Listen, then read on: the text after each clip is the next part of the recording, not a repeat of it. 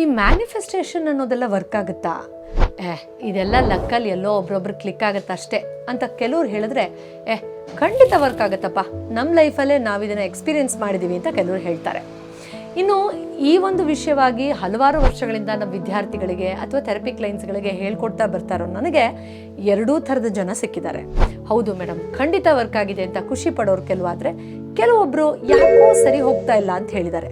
ಆದರೆ ಆ ಕೆಲವೊಬ್ಬರಿಗೆ ಇದು ಯಾಕೆ ವರ್ಕ್ ಆಗ್ತಾ ಇಲ್ಲ ಅನ್ನೋದನ್ನು ಕೂಡ ನಾವು ಅನಲೈಸ್ ಮಾಡಿ ಅವ್ರಿಗೂ ಕೂಡ ಸಹಾಯ ಮಾಡೋಕ್ಕೆ ಆಗಿರೋದ್ರಿಂದ ಈ ಒಂದು ಮ್ಯಾನಿಫೆಸ್ಟೇಷನ್ ಬಗ್ಗೆ ತಿಳ್ಕೊಳ್ಳುವಂತಹ ಒಂದು ವಿಶೇಷವಾದ ಕಾರ್ಯಾಗಾರವನ್ನು ಇದೇ ಭಾನುವಾರ ಆಯೋಜಿಸ್ತಾ ಇದ್ವಿ. ಬಟ್ ಅದಕ್ಕಿಂತ ಮುಂಚೆ ನಾನು ನಿಮಗೊಂದು ಇಂಪಾರ್ಟೆಂಟ್ ವಿಷಯ ಹೇಳಬೇಕು.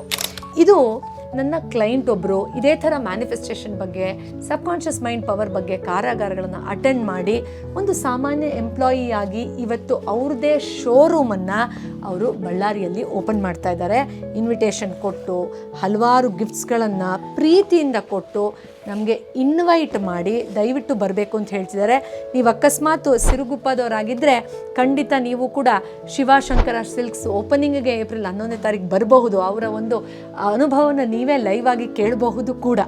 ಸೊ ಈ ಥರದ್ದು ಸಾವಿರಾರು ಜನ ಕ್ಲೈಂಟ್ಸು, ಸ್ಟೂಡೆಂಟ್ಸು ಈ ಚಮತ್ಕಾರಗಳು ನಮ್ಮ ಜೀವನದಲ್ಲಿ ಆಗಿದೆ ಅಂತ ಹಂಚ್ಕೊಂಡಿದ್ದಾರೆ. ಬಟ್ ಇದನ್ನು ನಾವು ಮ್ಯಾನಿಫೆಸ್ಟೇಷನ್ ಪ್ರಿನ್ಸಿಪಲ್ಸ್ಗಳು, ಇದ್ರ ಬಗ್ಗೆ ಮಿತ್ಸು, ಫ್ಯಾಕ್ಟ್ಸ್ ಏನಿದೆ ಅದನ್ನು ತಿಳ್ಕೊಳ್ಳದೆ ಅನುಭವಿಸೋಕ್ಕೆ ಸಾಧ್ಯ ಇಲ್ಲ. ಸೊ ಇದೇ ಭಾನುವಾರ ಸಂಜೆ 5:00 ಈ ವಿಶೇಷವಾದ ಕಾರ್ಯಾಗಾರಕ್ಕೆ ನೀವು ಕೂಡ ಅಟೆಂಡ್ ಆಗಬಹುದು, ಇದ್ರ ಬಗ್ಗೆ ತಿಳ್ಕೊಳ್ಬಹುದು. ಸಿಗ್ತೀನಿ ಭಾನುವಾರ ಸಂಜೆ. ನಮಸ್ತೆ.